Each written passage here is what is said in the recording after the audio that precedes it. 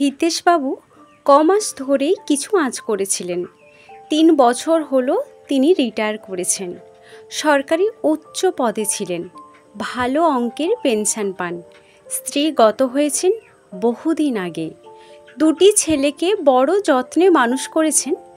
মা বাবা দুজনই স্নেহ দিয়ে ভালোভাবে লেখাপড়া করে তারা প্রতিষ্ঠিত হলো। তারপর বড় ছেলের বিয়ে দিলেন, একটি নাতিও হলো।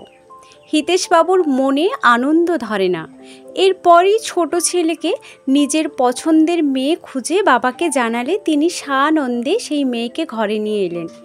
রিটায়ারের আগেই বড় ছেলের বিয়ে হয়েছিল, তারপর ছোট বৌমা এলো। হিতেশবাবু এখন নাতিকে নিয়ে বেশ সময় কাটান, সংসারের অনেকটা ব্যয়ভার বহন করেন। একদিন ইজি চেয়ারে বসে সকালের খবরের কাগজ পড়ছেন। বড় বৌমার গলা পেলেন, আজ বাজার শর্ট আছে, রাতে রান্না হবে না। সে চাকরি করে, বলছে যাকে। এ বাড়িতে ছেলেদের জন্মের আগে থেকে কাজের মেয়ে জবা আছে। সে তার ছেলেদের থেকে বেশ কিছুটা বড়। জবা এই মাতৃহারা 2 ছেলেকে দিদির স্নেহে আগলে রেখেছিল। সে বলল দাদারা কেউ এনে দেবে। বড় বউ বলল, কেন, বাবা তো বসে আছেন, বাজারটা রোজ করলেই পারেন। হিতেশবাবুর কানে কথাটা বাজল। বুঝলেন সংসারে তার প্রয়োজন ফুরিয়েছে। নিজের মনকে বললেন, মন তুই তৈরি থাক। এরপর থেকে বউদের নানা আচরণে তার প্রতি বিরূপতা প্রকাশ পেতে লাগলো।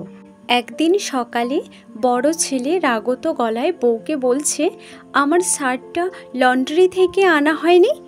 বড় বউ বলল, না, জবার সময় হয়নি।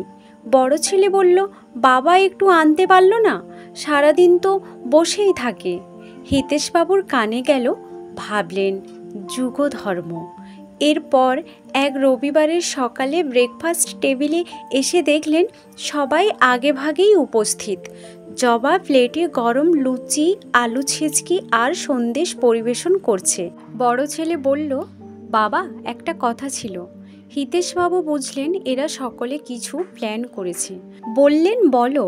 বড় ছেলে বলল, জানো বাবা, কাল অফিসের কাজে টাকি গিয়েছিলাম। ওখানকার দর্শনীয় জায়গা দেখলাম। নদীর ধারে স্বাস্থ্যকর পরিবেশে একটা সুন্দর বৃদ্ধাশ্রম চালু হয়েছে। দেখেই ভাবলাম তুমি ওখানে মনোরম পরিবেশে শেষ জীবনটা থাকতেই পারো। আমরা যাব আসব। কী রে ভাই, কি বলিস? ছোট ছেলে বলল, বেশ ভালো হবে। হিতেশবাবু তখন হেসে বললেন, সব তো শুনলাম, কিন্তু বাবারা, আমার একটা প্রস্তাব আছে।